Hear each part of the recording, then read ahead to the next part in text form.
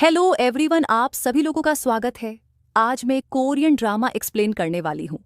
अभी तक हमने देखा कि कैसे पार्क कोरिया का मोस्ट डेंजरस गैंगस्टर बन चुका है। वह जेल से भागने की कोशिश कर रहा था, तभी जेल वार्डन उसे रोकने के लिए गोली मारने का आदेश दे देता है। आज मैं एक्सप्लेन करूंगी कि पार्क की जान बची या फिर नहीं। तो ज्यादा देरी ना करते हुए let's start your show. Jail warden CCTV footage से देख लेता है कि वह बिग माउस है। फिर वह फटाफट जल्दी से अपने सारे पुलिस ऑफिसर्स को उसे शूट करने से रोक लेता है। ऑफिसर उसको गोली तो नहीं मारते हैं, पर उसकी अच्छी तरह से पिटाई करते हैं। फिर वापस उठाकर उसे काल कोठरी में डाल देते हैं। जेल वार्डन गोंगजू को कॉल करके बताता है कि पार्क ने आज क्या किया है। गोंगजू कहता है कि यह आदमी मेरे लिए बहुत ज्यादा इंपॉर्टेंट है, पूरे 100 करोड़ का सवाल है। इसे कुछ भी नहीं होना चाहिए क्योंकि केवल इसी को पता है मेरे पैसे कहाँ पर है। साथ ही वह जेल वार्डन को कहता है कि अगर तुमने मेरा काम अच्छे से किया तो मैं तुम्हें बहुत सारा पैसा दूंगा और तुम अपनी लाइफ में खूब आगे बढ़ोगे। वहीं दूसरी तरफ कुमियो हॉस्पिटल में अपनी जॉब के लिए पहुंच जाती है और साथ ही उसे मर्डर के सबूत भी ढूंढने थे। वहां की हेड नर्स उसे बाकी स्टाफ से इंट्रोड्यूस कराती है, लेकिन उन सबको देखकर तो ऐसा लग रहा था कि उन्हें कुमियो में कोई इंटरेस्ट ही नहीं है। पर कुमियो किसी की चिंता किए बिना ईमानदारी से अपना काम स्टार्ट करने लग जाती है।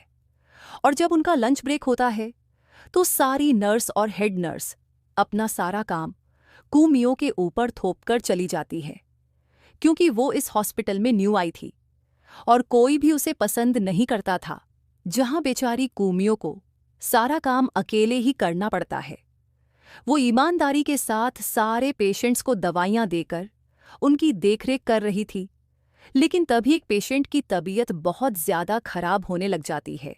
कुमियो इमरजेंसी अलार्म ऑन करती है, लेकिन वहां के सब लोग तो ऐसे रिएक्ट कर रहे थे जैसे कि उन्हें पेशेंट के जीने और मरने से कोई फर्क ही नहीं पड़ता है।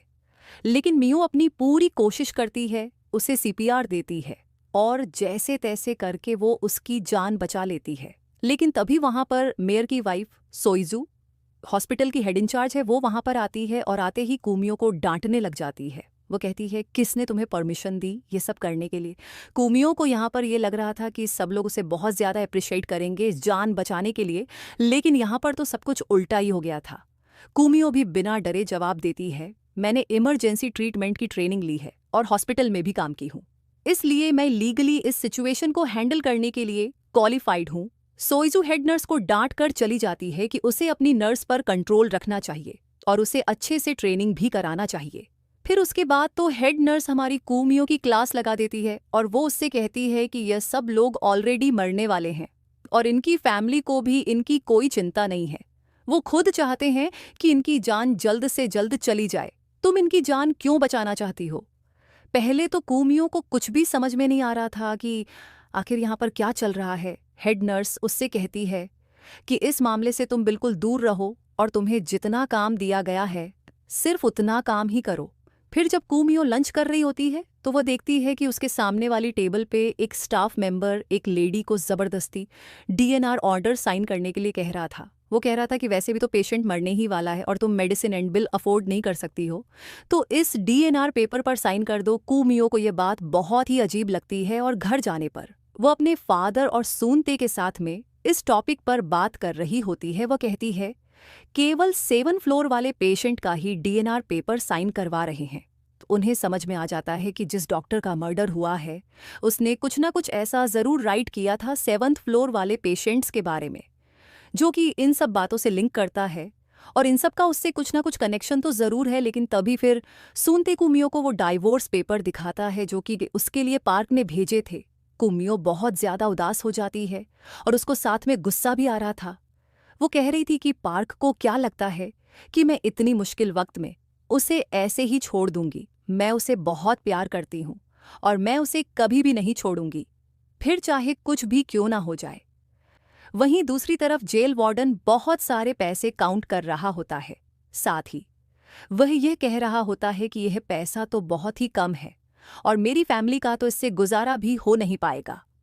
वो अपने पुलिस ऑफिसर को ऑर्डर देता है कि सारे प्रिजनर्स को बुलाया जाए असेंबली हॉल में वहां पे वह एक लंबा चौड़ा भाषण दे रहा होता है और सारे प्रिजनर्स को कह रहा होता है कि मैं तुम सबका भगवान हूं और तुम मेरे गुलाम हो, तुम्हें मेरी बातें माननी होंगी। फिर सारे कैदियों को ग्रुप में डिवाइड कर दिया जाता है। पार्क पूछता है ये सब क्या हो रहा है। जेरी उसे बताता है कि जो कैदी पैसे देंगे उन्हें बहुत ही अच्छी सुविधाएं मिलेंगी और उन्हें अच्छा खाना देंगे, साथ ही उन्हें अच्छे से रखेंगे, बिना किसी परेशानी के उन्हें काम भी नहीं करना पड़ेगा। और जो कैदी पैसे नहीं दे पाएंगे वो लोग उनसे सीवर साफ करवाएंगे और उनसे बहुत गंदे काम करवाएंगे, पूरे जेल की सफाई भी उन्हीं से करवाएंगे। ये सब कुछ करने के बाद जानवरों वाला खाना देंगे। ये सब सुनने के बाद तो हमारे हीरो पार्क को बहुत गुस्सा आता है और वो जाकर सीधा जेल वार्डन से बात करता है। साथ ही वो उसे बोलता है ये सब इनलीगल है। वह जेल के लॉ आर्टिकल्स के बारे में ज्ञान देने लग जाता है। जेल वार्डन भी अपने टशन में था। वो आता है स्टाइल मारते हुए और कहता है कि जाई कि बेटा यहाँ के लॉयर भी हम हैं और जज भी हम हैं, यहाँ हमारा ही लॉ चलता है, तो रूल तोड़ना और रूल बनाना ये सब मेरा ही काम है और तुम सबको तो वैसे भी मेरी बात माननी ही पड़ेगी। ये बोलकर वो वहां से चला जाता है। इसके बाद ग्रुप बी के सारे कैदियों को उनके काम पर लगा दिया जाता है। जहां पर ग्रुप बी के कैदियों से सीवरेज लाइन साफ करवाई जा रही होती है और वह लोग वहां पर ही लड़ने लग जाते हैं। उन्हें बहुत ज्यादा स्मेल आ रही थी और यह सीन बहुत ही ज्यादा गंदा भी लग रहा था। वहीं दूसरी तरफ ग्रुप 1 के लोग आराम से मजे से वीआईपी की तरह अपना जीवन जी रहे थे। वहां गैंगस्टर कैदी एक दूसरे वीआईपी कैदी से ये डील करता है कि अगर उसने पार्क को जान से मार दिया तो उसे बहुत सारा पैसा देगा और उसकी वाइफ की तबीयत खराब है, वो उसका ऑपरेशन भी करवा देगा। फिर वो बंदा पार्क को मारने के लिए निकल जाता है और सारे कैदियों के बीच में जाकर वो उस पर अटैक करता है, लेकिन पार्क जैसे तैसे करके उससे बचने लगता है। कैदी उसकी जान लेना चाहता था पर वार्डन भी देख लेता है और पहुंच जाता है पार्क की जान बचाने के लिए और वो उसे बचा लेता है। ये सब कुछ देखकर पार्क को बहुत ज्यादा गुस्सा आता है और वो वहां पर बहुत ही ज्यादा इंटेंस लुक दे रहा होता है, जिसे देखने के बाद तो सारे कैदियों को यही लग रहा था कि शायद यही बिग माउस है जो कि अभी तक अपनी असलियत छुपा रहा था। नेक्स्ट सीन में वार्डन पार्क से बोलता है मैं तुम्हारी कब तक फ्री में जान बचाया करूंगा, तुम्हें मुझे मंथली पैसे देने होंगे और तुम बेफिक्र हो जाओगे, तुमको कोई भी हाथ नहीं लगा सकेगा। पार्क सोचता है अगर मुझे यहाँ पर सरवाइव करना है तो मुझे बिग माउस बनना ही होगा। वह तेज आवाज में कहता है कमीने तू मुझसे पैसे लेगा बिग माउस से, तुम्हारी हिम्मत भी कैसे हुई? अगर मैंने तुमको पैसे दे दिया तो फिर मेरे बिग माउस होने का क्या फायदा? वार्डन की हालत खराब हो जाती है। पार्क काम करते हुए सोच रहा था कि उसे आखिरकार कौन फंसाने की कोशिश कर रहा है और उस पर हमला कैसे और क्यों हो रहे हैं। इतने सारे सवाल थे लेकिन जवाब एक भी नहीं था। तभी उनके खाने का ब्रेक टाइम हो जाता है और वहां पर उनको खाना दिया जाता है। वैसे तो खाने के बारे में इतना बुरा बोलना नहीं चाहिए, बट वो खाना बहुत ही ज्यादा बेकार था। ऐसा खाना जिसे जानवर भी ना पूछे, जिस पर पार्क को फिर से गुस्सा आ जाता है और वो वहां पे हंगामा खड़ा कर देता है। पार्क सारे कैदियों को अपने साथ लेकर जाता है, साथ में सीवरेज का गंदा पानी उठाकर फिर सारे पुलिस ऑफिसर्स पे डालने लग जाता है। वहां पर जेल वार्डन भी आता है जो कि उन्हें चुप कराने की कोशिश करता है। पार्क फिर गुस्से में कहता है कि यहां पर मेरे भी आदमी है जो कि हम सबको देख रहे हैं और अगर तुमने कुछ भी उल्टा सीधा करने की कोशिश की तो तुम्हारी फैमिली के साथ अच्छा नहीं होगा। इसका साफ मतलब था पार्क जेल वार्डन को धमकी दे रहा था। वह कहता है तुम ये मत भूलना कि मैं कौन हूं, भले मैं जेल में हूं, इसका मतलब ये नहीं कि तुम सेफ हो, मेरे लोग अभी भी बाहर हैं। जेल वार्डन समझ गया और वह मान जाता है और उन सबको अच्छा खाना देने की परमिशन भी दे देता है। ये सब कुछ देखकर सारे कैदी बहुत ज्यादा खुश हो रहे थे क्योंकि फाइनली उन्हें इनका लीडर मिल गया था जो कि उनके लिए यहाँ पर लड़ाई कर सकता है। नेक्स्ट सीन में कू मियो पार्क से मिलने के लिए आती है जहाँ पे वो दोनों बहुत ज्यादा इमोशनल हो जाते हैं। पार्क उससे कहता है कि मेरी वजह से मैं नहीं चाहता कि तुम किसी भी प्रॉब्लम में फंसो, तो तुम मुझसे डाइवोर्स ले लो। लेकिन फिर कू मियो उसे समझाती है कि उसने हमेशा उसका आज तक साथ दिया है और आगे चाहे कुछ भी हो जाए वो उसका साथ कभी नहीं छोड़ेगी, साथ ही वो यहाँ से उसे बाहर निकाल कर ही रहेगी। फिर नेक्स्ट सीन में पार्क का एकदम अलग ही रूप दिखाई दे रहा था। यहाँ पर ऐसा लग रहा था कि वह पूरी तरह से ट्रांसफॉर्म हो चुका है क्योंकि पार्क समझ गया था कि जेल में सरवाइव करना कितना मुश्किल है। अगर उसे जिंदा रहना है तो उसे पूरी तरह बिग माउस होने की एक्टिंग करना होगा। उसे अब डरकर नहीं, बल्कि लड़कर जीना है और जीतना भी है। पार्क पूरे जेल में बात फैलवा देता है कि जो कोई भी कैदी चाहे वह बिग माउस से अपनी विश मांग सकता है। बिग माउस उसका विश पूरा करेगा। पर किसी को भी बिग माउस पर भरोसा नहीं था।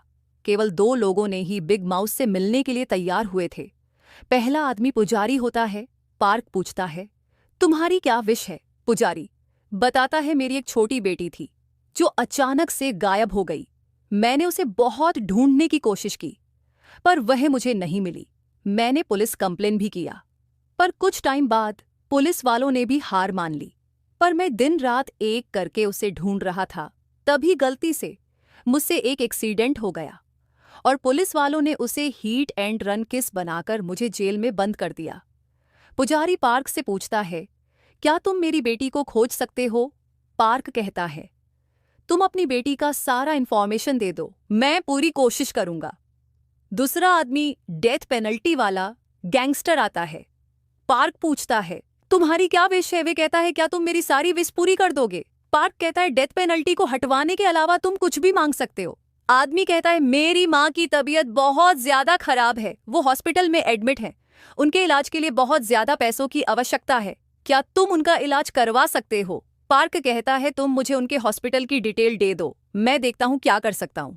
वीआईपी परेशान होते हैं क्योंकि पार्क जेल में अपनी आर्मी बना रहा था, इसलिए एक बार फिर पार्क पर अटैक करवाते हैं और इस बार ये अटैक उस पर वही बंदा करता है जिसको पार्क ने स्टार्टिंग में एक बार खुद को मारने के लिए उकसाया था, क्योंकि वो एक गैंगस्टर था। लेकिन अपनी माँ का नाम सुनते ही वो इसलिए रोने लग गया था क्योंकि उसकी माँ की तबीयत बहुत खराब है और वह अभी हॉस्पिटल में एडमिट है, जिसका फायदा उठाकर उन तीनों वीआईपी प्रिजनर्स ने उस कैदी के माँ का इलाज कराने का वादा किया और पार्क को मारने का कॉन्ट्रैक्ट सौंप दिया। लेकिन यहां पर तो खेल उल्टा ही हो गया था। पार्क को बचाने के लिए दोनों ग्रुप के सारे कैदियों के बीच में लड़ाइयां शुरू हो जाती हैं। पार्क बहुत बहादुरी से लड़ता है, पर उस पर हमला रुकता ही नहीं है। लेकिन तभी पार्क की जान बचाने के लिए पुजारी बीच में आकर अपनी जान जोखिम में डाला और वो घायल भी हो गया। पार्क गुस्से में उस अटैकर को मारता है। इसी बीच वार्डन भी अपने ऑफिसर लेकर आ जाता है। फिर पुजारी को हॉस्पिटल लेकर जाया जाता है, जहां पर जेल वार्डन उसे मिलने आता है और वो उसे कहता है कि तुम पुजारी हो तो तुम्हें अपना भविष्य तो पहले ही देख लेना चाहिए। लेकिन पुजारी वहां पर उसे अपने पास बुलाता है। वो उसके कान में ऐसा कुछ कहता है जिसको सुनने के बाद तो जेल वार्डन बहुत ही ज्यादा शॉक हो गया था। तो ऐसा उसने उसके कान में क्या कहा था, ये आपको वीडियो में आगे पता चलेगा। जेल वार्डन फिर उन तीनों वीआईपी प्रिजनर्स के पास में जाता है, वो उनसे बात करता है, जहां वो लोग उसे डांट रहे होते हैं कि हमने तो बहुत अच्छा प्लान बनाया था, तुमने हमारा सारा प्लान चौपट कर दिया। पार्क आज मारा जाता, तुम्हें बीच में नहीं पड़ना चाहिए था। लेकिन फिर वार्डन उन्हें समझाता है कि अगर ऐसा होता तो फिर गोंगजू को पता चल जाता, जो कि फिर तुम तीनों के लिए अच्छी बात नहीं होती, क्योंकि वो तुम तीनों को जिंदा नहीं छोड़ता और ये बात तुम लोग अच्छे से जानते हो। जिसका साफ मतलब यही हुआ कि मैंने तुम लोगों की जान बचाई है, इसलिए हम सब लोग को साथ में के रहना होगा। वहीं दूसरी तरफ पार्क एंड जेरी को सजा से बाहर निकाल लिया जाता है, लेकिन बाकी के प्रिजनर्स अभी भी बंद थे और वो ये कह रहे थे कि जब इसे निकाल लिया है तो हमें क्यों नहीं निकाल रहे हो, हम लोग वीआईपी के लोग हैं, तुम लोग ऐसे धोखा नहीं दे सकते हैं। पार्क वहां पर एक स्माइल देकर वहां से निकल जाता है। वहीं हॉस्पिटल में जब कूमियो सारे पेशेंट्स को मेडिसिन दे रही होती है तो उनमें से एक पेशेंट की तबीयत बहुत ज़्यादा ख़राब हो जाती है, जहाँ पे हेड नर्स बाकी सारी नर्स के साथ में पहुँच जाती है और वो सारा ब्लेम कूमियो के ऊपर डालने लग जाते हैं कि उसने पेशेंट को एक्स्ट्रा डोज दे दिया है, जिससे उसकी हालत इतनी ज़्यादा ख़राब हो गई है। लेकिन हमारी हीरोइन भी बहुत ज़्यादा चालाक थी, उसने पहले से ही पिक्चर क्लिक करके रख ली थी कि कौन से पेशेंट को कितनी डोज देनी है, जिसका साफ मतलब यही था कि हेड नर्स ने रिपोर्ट चेंज कर दी थी और ये सब उसी का करा धारा है। ये बात कूमियो को भी समझ में आ जाती है। फिर हॉस्पिटल में एक सेमिनार होता है जहाँ पे सारे डॉक्टर और नर्स को बुलाया जाता है और हॉस्पिटल हेड उन्हें कुछ लेक्चर दे रही होती है। फिर जब वो उनसे पूछती है कि क्या किसी को कोई क्वेश्चन पूछना है, तो वहाँ पर कूमियो खड़ी होती है। वो जोई के साथ साथ सबको बताती है कि जिस डॉक्टर का मर्डर हुआ था उसके थीसिस यानी कि जो पेपर उन्होंने लिखे थे वो सारे पेपर उसके पास में हैं। और दोस्तों, ऐसा उसने इसलिए किया था ताकि जो भी खूनी हो या फिर जो भी इन सब के पीछे हो वो उसके सामने आ सके और वो उसको पकड़ ले। बाहर आने के बाद पार्क सीधे जाकर पुजारी से मिलता है। वह उससे कहता है, आपको मेरे लिए अपनी जान को जोखिम में नहीं डालना चाहिए था। पुजारी बोलता है, मैंने अपनी विश पूरी हो सके इसलिए बिग माउस के लिए अपनी जान जोखिम में डाली है। क्या तुम सच में बिग माउस हो ना? नहीं तो मेरी जान जाया हो जाती। वह कहता है, हाँ मैं ही हूं बिग माउस। पुजारी पूछता है, अब तुम क्या करोगे? पार्क कहता है, मुझे क्या करना चाहिए? पुजारी कहता है, जैसा कि तुमने कहा था, तुम्हें धोखा देने वालों को 10 गुना सजा मिलेगी। पार्क मजाक में कहता है, इसका मतलब मैं उन सबको मार दूं? कूमियों के प्लान के मुताबिक होता भी कुछ ऐसा ही है। सेमिनार खत्म होने के बाद कोई कूमियों का पीछा करने लग जाता है। वह बचते हुए भागती है, लेकिन फिर तभी उसके पास मेयर की कॉल आती है जो कि उसे थीसिस के बारे में पूछता है। तो वह कहती है कि वह उन्हें कल सब कुछ मिलकर बता देगी। मेयर जब कूमियों से मिलने के लिए आते हैं तो वहाँ पे वो लोग आपस में बात करते हैं। वो उसे बताती है कि ये सब कुछ उसका ट्रैप है, उसके पास डॉक्टर के कोई थीसिस नहीं है। वो कहती है, लेकिन उसे शक है आपकी वाइफ यानी कि हॉस्पिटल की हेड इंचार्ज सोईजू पे। लेकिन फिर मेयर कहते हैं कि मेरी वाइफ ऐसा कुछ नहीं कर सकती है, उसे उसके ऊपर पूरा भरोसा है। सीन शिफ्ट होता है।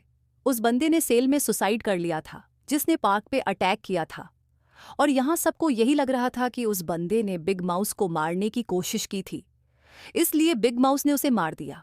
फिर सब लोग उसे डरने लग जाते हैं और पार्क का तो यहाँ पर एक अलग ही रौब चल रहा था। वो एकदम मस्त वर्कआउट कर रहा था और वह एक अपनी ही गैंग बनाने में लगा हुआ था और लोग उसको सलामी भी ठोक रहे थे। तभी जेल में एंट्री होती है गोंगजू की। वह पार्क यानी बिग माउस से मिलने के लिए आता है। वो उसे कहता है, मेरे पैसे पूरे के पूरे 100 करोड़ तुम्हारे पास है। तुम्हारी हिम्मत भी कैसे हुई उसे चुराने की? तुम्हें पता है मैं कौन हूं और मैं क्या कर सकता हूं तुम्हारे साथ? तुम उसे सीधा लौटा दो। लेकिन फिर पार्क कहता है कि यही तो मेरे जिंदा बचने का एक तरीका है, क्योंकि अगर मैंने तुम्हारे पैसे लौटा दिए तो तुम तो मुझे मार ही डालोगे। फिर गोंगजू उससे कहता है, ठीक है, तुम मुझे पैसे वापस मत करो, तुम सीधे मेरे कंपनी में लगा दो और घर बैठे पैसे कमाओ। मेरी कंपनी जल्दी इस शहर को डेवलप करने वाली है, तुम मेरे कंपनी के इन्वेस्टर बन जाओ, मुझे पैसे भी मिल जाएंगे और किसी को कुछ पता भी नहीं चलेगा। पार्क कहता है, क्या तुम्हें सच में लगता है पैसे मेरे पास है और इतनी आसानी से तुम्हें मिल जाएंगे? गोंगजू गुस्से से कहता है, मुझे लगता है तुम असली मैं बिग माउस नहीं हो। पार्क कहता है, तुम्हें ऐसा क्यों लगता है गोंगजू? ओके, अच्छा ठीक है, तुम अपने टॉप 5 ड्रग डीलर के नाम बताओ, मैं मान जाऊंगा कि तुम सच में बिग माउस हो और तुम्हें कुछ भी नहीं होगा। पार्क बोलता है, मैं ड्रग डीलिंग करता हूं, क्लाइंट के बारे में नहीं बताता। गोंगजू मुस्कुराता है। वो कहता है, मान लो कि तुम्हें नहीं पता है, मैं तुम्हें याद करने के लिए 6 दिन का टाइम देता हूं। 6 दिन बाद मैं फिर से आऊंगा और अगर तुमने नाम नहीं बताया तो तुम्हारी और तुम्हारी फैमिली की जान जाना पक्का है। फिर वो वहां से चला जाता है। ये सब कुछ सुनने के बाद तो पार्क बहुत ज्यादा घबरा जाता है, क्योंकि उसे उन डीलर्स के नाम तो पता ही नहीं थे। और फिर उसके बाद वो वहां पे एक गार्ड को बेहोश करके उसका फोन लेकर मेयर को कॉल करता है। वो उससे मदद मांगता है। वो बताता है कि गोंगजू के 100 करोड़ बिग माउस ने चुराया है और वो वापस मांग रहा है। मुझसे पार्क कहता है कि गोंगजू ड्रग डीलर्स के नाम जानना चाहता है, क्या आप पता कर सकते हैं वो टॉप 5 क्लाइंट कौन है? अगर मैंने नाम नहीं बताया तो वह मेरे साथ मेरे फैमिली को भी मरवा देगा। पार्क हेल्प करने के लिए रिक्वेस्ट करता है, लेकिन यहाँ पर मेयर को कुछ समझ में नहीं आता और वह फ़ोन को कट कर देता है। और वहीं दूसरी तरफ बाकी के 2 क्रिमिनल जब सेल से बाहर आते हैं खाना खाने के लिए, पर पार्क उनको घूरता है। सभी लोग ये देख रहे थे, वो क्रिमिनल डरते डरते खाना खाते हैं, तभी वह तड़प तड़प कर मर जाते हैं। उन्होंने साइनाइड खा लिया था, क्योंकि यहाँ उसे ऐसा लग रहा था कि बिग माउस इन्हें कभी भी मार सकता है, जिस वजह से उन्होंने सुसाइड कर लिया। जेल में इन हादसों के कारण जेल वार्डन पार्क से मिलने आता है। वो कहता है, कहीं इन सब के पीछे तुम्हारा हाथ तो नहीं है? वार्डन जोर से सबके सामने कहता है, इन सब ने सुसाइड किया था, इसमें उसका कोई हाथ नहीं है। वार्डन बिग माउस की वैल्यू कम करना चाहता था। पार्क समझ जाता है। वह कहता है, आखिर इन क्रिमिनल के पास साइनाइड कैसे आया और ऐसा क्या हुआ होगा कि उन सब ने खुदकुशी कर ली थी? वहीं दूसरी तरफ दादाजी के ऑन ऑर्डर पर गोंगी जो मेयर की इलेक्शन में मदद के लिए एक डिनर मीटिंग में बहुत सारे पॉलिटिशियन से मिलता है। वहां पर मेयर पहले से ही बैठा हुआ था। गोंगजू को बहुत गुस्सा आता है कि ये गलती के कारण उसे इतनी बड़ी सजा मिल रही है। सबके सामने मेयर को नीचा दिखाने की कोशिश कर रहा था और साथ ही वह कह रहा था कि मेयर आज जो कुछ भी है और जो भी उसको पोजीशन मिली है वह सब कुछ गोंगजू की वजह से ही हुआ है। फिर पॉलिटिकल पार्टी के लोग भी कहते हैं, जी बिल्कुल, हम पूरी तरह से मदद करने के लिए तैयार हैं। मेयर को इस बार सेंट्रल की कुर्सी दिलवाकर ही मानेंगे। मेयर को यहाँ पर बहुत गुस्सा आता है क्योंकि गोंगजू उसे हमेशा की तरह ही नीचा दिखाने की कोशिश कर रहा है। फिर वो उसे सबक सिखाने के बारे में सोचता है। वो गोंगजू को पकड़कर कहता है, माना कि तुम्हारी मदद से मैं मेयर बना, पर उसका हिसाब कौन देगा जो मैंने तुम्हें इतना सारा मुनाफा दिलवाया है। जब से मेयर बना हूं तब से सारे कॉन्ट्रैक्ट तुम्हारी कंपनी को ही जाता है। करोड़ों के प्रॉफिट कमा चुके हो, पर उसका कोई हिसाब नहीं है। इसीलिए जो काम करने आए हो वो काम चुपचाप करो। नेक्स्ट सीन में मेयर को यह भी पता चल जाता है कि उसका इन्वेस्टिगेटर उसे धोखा दे रहा है और वह गोंगजू के साथ में मिला हुआ है। मेयर फिर उस डायरी में से टॉप 5 क्लाइंट के नाम को सिलेक्ट करता है जो कि उसे उस इन्वेस्टिगेटर ने दिया था, और वो उन 5 ड्रग डीलर के नाम जाकर कुमियो को सौंप देता है, जिन्हें कुमियो नेक्स्ट डे जाकर पार्क को बता देती है। जेल में जेरी बिग माउस के नाम पर बिजनेस चला रहा होता है। वीआईपी आकर उसे बहुत मारते हैं।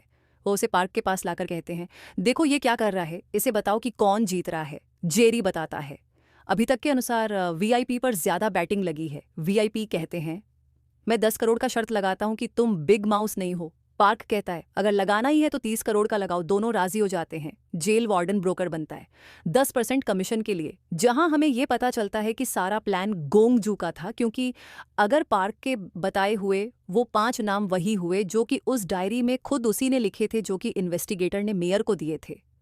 तो इससे साफ हो जाएगा कि मेयर पार्क के साथ में मिला हुआ है। ये बात वो मेयर को भी बता देता है और मेयर यहाँ पे काफी ज्यादा शॉक था। वो वार्डन को कॉल कर रहा था, लेकिन वार्डन बार बार उसका कॉल कट कर रहा था। वो वीआईपी प्रिजनर्स के साथ में था। उन्होंने 30 करोड़ की शर्त लगाई थी कि पार्क सच में बिग माउस है या फिर नहीं, जिनमें से ऑलमोस्ट सारे कैदी तो पार्क के साथ में ही थे।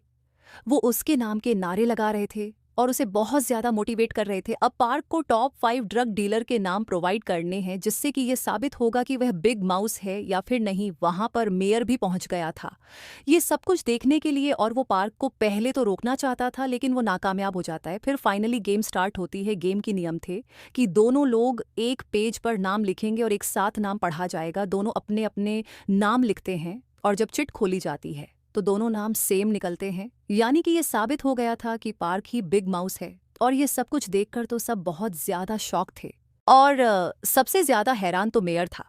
लेकिन गोंगजू यहाँ पर बहुत ज्यादा खुश था क्योंकि उसे उसके 100 करोड़ सेफ थे। गोंगजू अपना पैसा मांगता है, लेकिन फिर पार्क कहता है कि मैं कैसे यकीन कर लूं कि मैंने तुम्हारे 100 करोड़ लिए हैं, मुझे सबूत चाहिए। गोंगजू कहता है कि चिंता मत करो, मैंने उस फंड मैनेजर को पकड़ लिया है जिसके जरिए बिग माउस ने उसके 100 करोड़ लिए थे। लेकिन जैसे ही उस फंड मैनेजर की इन्वेस्टिगेशन स्टार्ट होती है यहाँ पर, तो ये पता चलता है कि उसने तो कभी बिग माउस को देखा ही नहीं था, क्योंकि उनकी डीलिंग तो हमेशा कॉल पर ही हुआ करती थी। फिर जब पार्क को फंड मैनेजर के सामने बैठाया जाता है तो वो साइनेट खा के खुदकुशी कर लेता है, जिससे गोंगजू तो पूरी तरह से पागल हो जाता है, क्योंकि अब उसके पास कोई और ऑप्शन ही नहीं था यह साबित करने के लिए कि उसके 100 करोड़ बिग माउस के पास में है। फिर वहीं दूसरी तरफ हॉस्पिटल में एक लेडी दिखाई जाती है जिसने उसी डॉक्टर के लिए एक पेंडेंट बनाया था जिसका मर्डर हो गया था। यानी कि वो लेडी एक ज्वेलर थी और उस पेंडेंट में वो डॉक्टर अपने सारी सबूत एक एजडी चिप के थ्रू रखना चाहता था। कुमियो उस मिस्टीरियस लेडी को देखकर उससे बात करने के लिए जाती है, लेकिन वह कुछ बोले बिना ही वहां से चली जाती है, जो कि कुमियो को काफी ज्यादा अजीब लगता है। गोंगजू कॉल करके कुमियो को मिलने के लिए बुलाता है। जब मियो उससे मिलने के लिए जाती है तो वो उससे वो सबूत मांगता है जिससे कि डॉक्टर के मर्डर का पता चल सकता है, लेकिन कुमियो उन सबूतों को देने से साफ इनकार करते हुए कहती है कि इससे उसका हस्बैंड बेकसूर साबित हो सकता है, इसलिए वह सबूत किसी को भी नहीं दे सकती है। लेकिन यहाँ पे गोंगजू कहता है कि तुम्हारा हस्बैंड सच में बिग माउस है। फिर ये सब कुछ कंफर्म करने के लिए कुमियो मेयर को कॉल करती है और मेयर भी उसे कहता है कि तुम्हारा हस्बैंड सच में बिग माउस है। ये सब सुनने के बाद कुमियो पूरी तरह से शॉक हो जाती है। वहीं कुमियो के फादर और उनका असिस्टेंट डॉक्टर के उस फिशिंग हाउस में जाते हैं जहां की वह अक्सर जाया करता था, जहां जाके उन्हें यह पता चलता है कि डॉक्टर वहां पर एक लेडी के साथ में आता था जो कि ग्लासेस यूज करती थी। लेकिन डॉक्टर की तो कोई वाइफ ही नहीं थी, जिससे कि उन्हें शक होता है कि शायद उसका किसी के साथ में अफेयर चल रहा था। वहीं दूसरी तरफ जेल में जेल वार्डन पार्क को पैसे देता है जो कि उसने शर्त में जीते थे, पूरे 30 करोड़, जिसमें से पार्क कुछ पैसे वार्डन को देकर कहता है कि आज से ग्रुप बी के सारे कैदियों को वीआईपी ट्रीटमेंट मिलना चाहिए। साथ ही आज के खाने की पार्टी उसकी तरफ से होगी।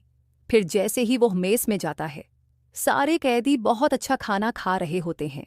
वो उसका सम्मान के साथ स्वागत करते हैं। सब बहुत खुश होते हैं, जहां पर गैंगस्टर प्रिजनर भी उसके लिए तालियां बजाते हुए वहां से बाहर चला जाता है। वहीं हॉस्पिटल में कुमियो देखती है कि हेड नर्स चोरी चुपके से पेशेंट्स के ब्लड सैंपल ले रही होती है। कुमियो उसका पीछा करती है। काफी टाइम तक पीछा करने के बाद वो एक स्टोर रूम में आती है। वहां पर आने के बाद अचानक से हेड नर्स गायब हो जाती है। कुमियो को नहीं पता था कि यहाँ पर एक सीक्रेट रूम भी है। जैसे ही कुमियो वहां पर जाती है, जोइसू वहां पे गार्ड के साथ में पहुंच जाती है। वो उसे बहुत डांटती है, जहां वो कहती है कि स्टाफ का इस एरिया में आना अलाउड नहीं है, और वो उसे डांट कर वहां से जाने के लिए कहती है। कुमियो को यह बात बहुत ज्यादा अजीब लग रही थी। जेल में उन तीनों वीआईपी कैदियों से मिलने के लिए गोंगजू पहुंच जाता है, जहां वो उसे रिक्वेस्ट करते हैं कि उन्हें किसी और जेल में शिफ्ट कर देना चाहिए।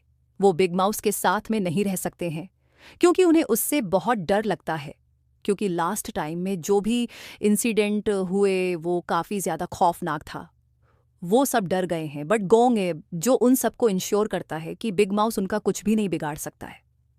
साथ ही उसके बाद वो जाके बिग माउस को वॉर्न करता है, यानी पार्क को धमकी देता है कि अगर उसने किसी को भी परेशान करने की कोशिश की तो वह उसकी वाइफ को नहीं छोड़ेगा।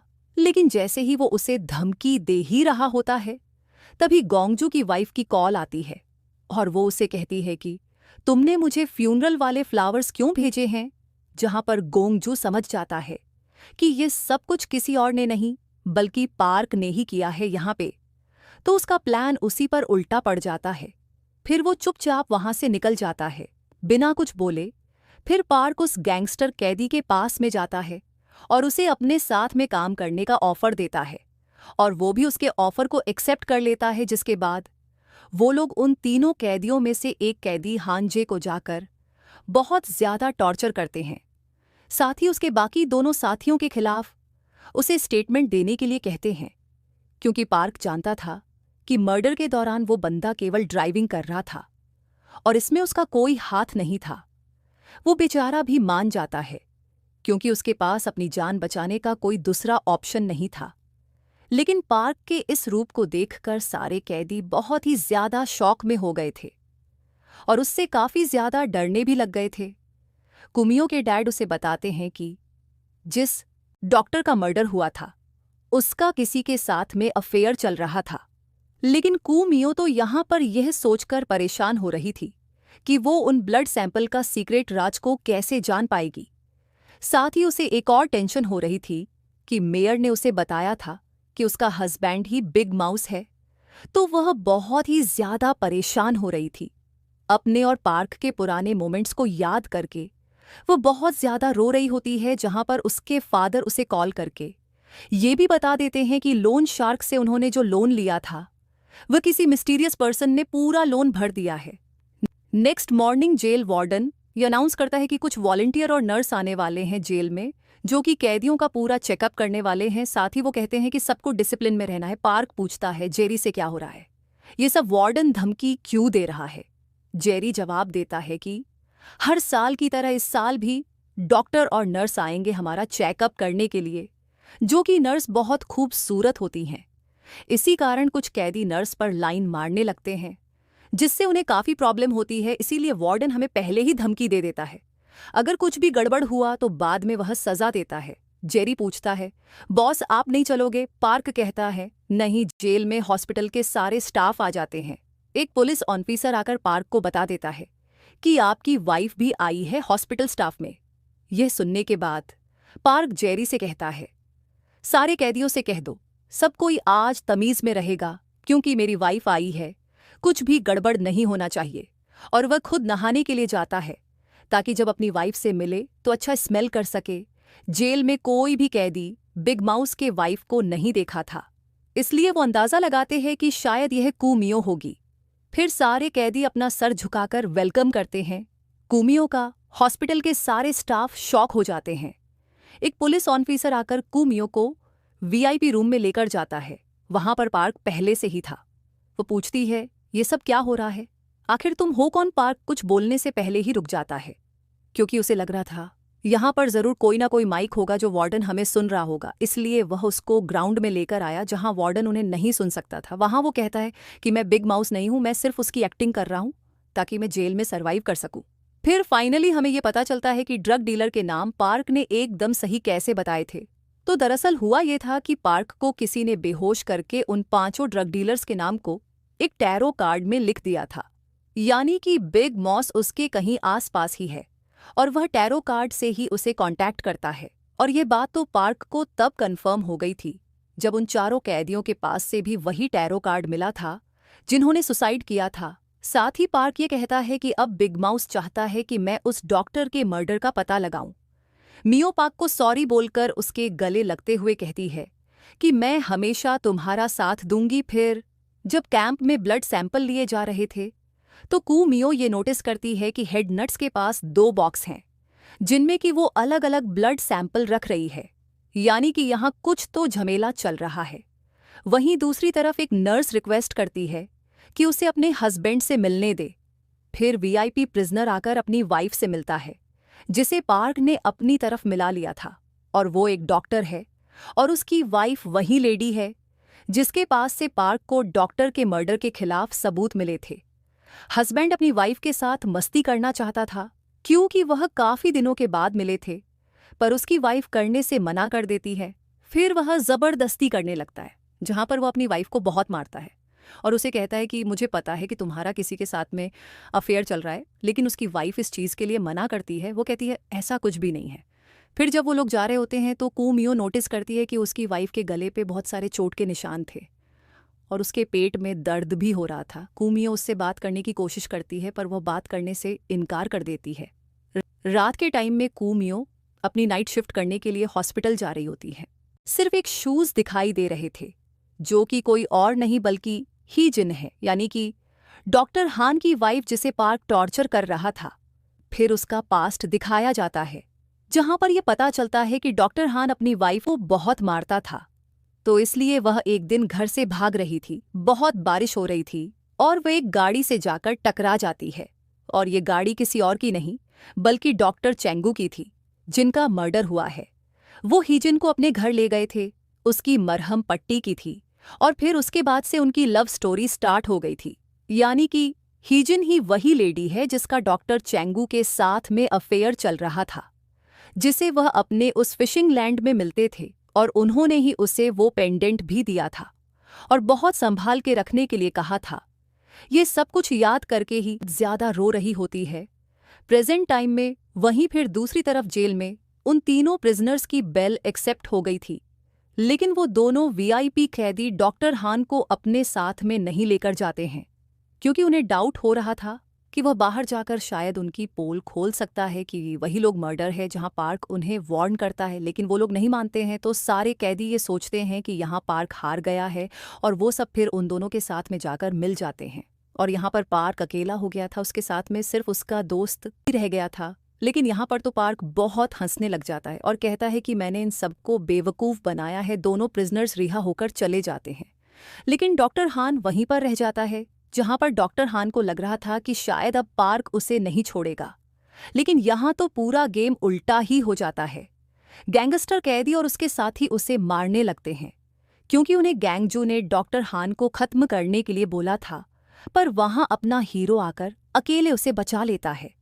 साथ ही वह उन सारे सबूतों के बारे में पूछता है, लेकिन डॉक्टर उसे समझाते हुए कहते हैं कि इन सब चक्कर में मत पड़ो, क्योंकि इन पेपर्स के पीछे सिर्फ गैंगजू ही नहीं बल्कि और भी बहुत बड़े बड़े पावर्स वाले लोग शामिल हैं जो कि उसे हासिल करना चाहते हैं। फिर वहीं यह राज भी खुलता है कि यह सारा प्लान पार्क और उस गैंगस्टर प्रिजनर ने मिलकर बनाया था ताकि पार्क डॉक्टर हान का भरोसा हासिल करके उससे सच उगलवा सके।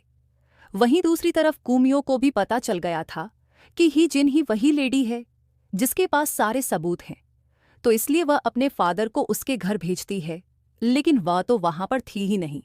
तभी अचानक से वहां पर एक कैंसर पेशेंट की हालत बहुत ज्यादा खराब हो जाती है। जब वह जाकर देखती है तो वो शॉक हो जाती है, क्योंकि कोई हेड नर्स वहीं पर खड़ी थी और वो उसे बचाने की कोशिश भी नहीं करती है। कुमियो उसकी हेल्प के लिए आगे बढ़ती है, लेकिन हेड वार्डन उसे रोककर कहती है कि डीएनआर पेपर्स के अकॉर्डिंग हम इसे नहीं बचा सकते हैं। फिर उस पेशेंट के फ्यूनरल पे जाने के बाद कुमियो को यह भी पता चलता है कि डीएनआर रिपोर्ट्स के रूल के मुताबिक वो लोग पेशेंट की डेड बॉडी का पोस्टमार्टम नहीं करवा सकते हैं, साथ ही उसे दफना भी नहीं सकते हैं। यहाँ पे कुमियो बहुत ज्यादा डाउट होता है और वह अपने फादर से कह के वहां पर एक प्लान बनाती है कि वो उस पेशेंट का ब्लड सैंपल लेकर उसके फादर के एक दोस्त के पास भेजेंगे जो कि फॉरेंसिक में है, और वो उस पर रिसर्च करके रिजल्ट बताएंगे। लेकिन जैसे ही वह ब्लड सैंपल लेने जाती है, वो वापस आ रही होती है कि तभी उस पर कोई अटैक करता है जो कि उसे बस मारने ही वाला था। लेकिन तभी मेयर वहां पर पहुंच जाता है और उसे पकड़ने की कोशिश करता है, बट वो बंदा वहां से भाग जाता है। कुमियो भी मेयर को सब कुछ बता देती है कि उसका क्या प्लान है, क्योंकि यही एक ऑप्शन था जिसके जरिए वो लोग डॉक्टर चेंगू के मर्डर और इस हॉस्पिटल में हो रही इस मिस्ट्री का पता लगा सकते हैं। वहीं फिर दूसरी तरफ जेल में पार्क कन्फेशन रूम में एक बहुत महंगी मदर मेरी का स्टैचू मंगवाता है और उसमें वह एक हिडन कैमरा भी लगवा लेता है। साथ ही वो वहां पर एक टैरो कार्ड रखता है जिससे कि वह ये पता लगा सकेगा कि उसके साथ में टैरो कार्ड के जरिए कौन कम्युनिकेट कर रहा है, और उसके बाद उसे बिग माउस का भी पता चल जाएगा। लेकिन रिकॉर्डिंग चेक करने के बाद वो ये जान के हैरान होता है कि वहां से कार्ड किसी और ने नहीं बल्कि जेरी ने उठाया है। फिर उससे पूछताछ करने के बाद जेरी उसे कहता है कि मैं इस डाउट में था कि तुम ये टैरो कार्ड क्यों रखते हो, और इसीलिए मैंने वो उठाया है। पार्क को यहां पर कुछ भी समझ में नहीं आ रहा था। फिर से रिकॉर्डिंग चेक करने के बाद उसे ये पता चलता है कि उसमें 30 मिनट की वीडियो रिकॉर्डिंग गायब है। तभी उसके पास कुमियो की कॉल आती है और वो उसे बताती है कि उसके पास किसी ने फ्यूनरल फ्लावर्स के साथ में एक टैरो कार्ड भेजा है जिस पर यह लिखा हुआ था कि तुम बहुत बड़े बेवकूफ हो और दोबारा ये गलती मत करना। वहीं दूसरी तरफ एक बहुत बड़ा इवेंट होता है जहां पर गैंग जू, मेयर और उन दोनों की वाइफ उस पार्टी में आए होते हैं। वहां पर शहर के सबसे बड़े और पावरफुल लोग, साथ ही पॉलिटिशियन भी शामिल थे। वहां पर पॉलिटिशियन सबको ये बता रहा था कि उसने सिटी के लिए कितना कुछ किया है और जिसके चक्कर में उसने अपना पैर भी गंवा दिया है। तो वो चाहता है कि जो अगला बंदा यहाँ पर इनकी इस पोजीशन पे बैठे वो इन सब के काबिल हो। जहाँ पर गाइस हम लोग ये समझ पाते हैं कि इतना अमीर होने के बाद भी गोंगजू बिग माउस से अपना 100 करोड़ सिर्फ इसलिए लेना चाहता है ताकि वो एल्डर पॉलिटिशियन को ये साबित कर सके कि वो इस पोजीशन के लायक है। उसे बहुत ज्यादा गुस्सा आ रहा होता है क्योंकि एल्डर पॉलिटिशियन मेयर को गैंग जू से ज्यादा इंपॉर्टेंस दे रहे थे। वहीं दूसरी तरफ जेल में जेरी बहुत ज्यादा सैड था क्योंकि उसे पता चल चुका था कि पार्क बिग माउस नहीं है, वह केवल एक्टिंग कर रहा है। लेकिन तभी उसकी बहन उससे मिलने के लिए आती है। वो उसे कहती है कि उसकी माँ का इलाज बहुत अच्छे से हो गया है और उसकी स्कूल की फीस भी तुमने भर दी है। लेकिन जेरी यहाँ पे शॉक था कि उसने तो ऐसा कुछ भी नहीं किया है और साथ में उसकी बेल भी हो गई थी। तभी उससे मिलने के लिए गोंगजू आता है और वह कहता है कि ये सब उसने किया है, लेकिन उसके बदले में उसे बस पार्क को एक ड्रिंक देनी है। जेरी कहता है कि मैं बिल्कुल भी नहीं करूंगा, मैं कोई मर्डरर नहीं हूं, मैं उसको जान से नहीं मार सकता। लेकिन गोंगजू उसे समझाता है कि इससे बस उसके पेट में दर्द होगा। बेचारा जेरी कुछ समझ नहीं पा रहा था और वो उसके एहसानों तले दबा हुआ था, इसलिए वो मान जाता है। वो सारे कैदियों के साथ में पार्क को भी वो ड्रिंक देता है और उसे पीने के बाद पार्क को बहुत ज्यादा दर्द होता है, फिर वो बेहोश हो जाता है। दोस्तों, किसी ने सच ही कहा है, जिस पर आपको सबसे ज्यादा भरोसा होता है वो ही भरोसा तोड़ देता है। क्या पार्क यानी बिग माउस की स्टोरी का एंड हो गया या पार्क अपने मौत से लड़ेगा? यह सब हम नेक्स्ट वीडियो में जानेंगे। अभी तक वीडियो में बने रहने के लिए थैंक यू और सब्सक्राइब करना मत भूलिएगा। ऐसे ही वीडियो के लिए टेक केयर, बाय बाय।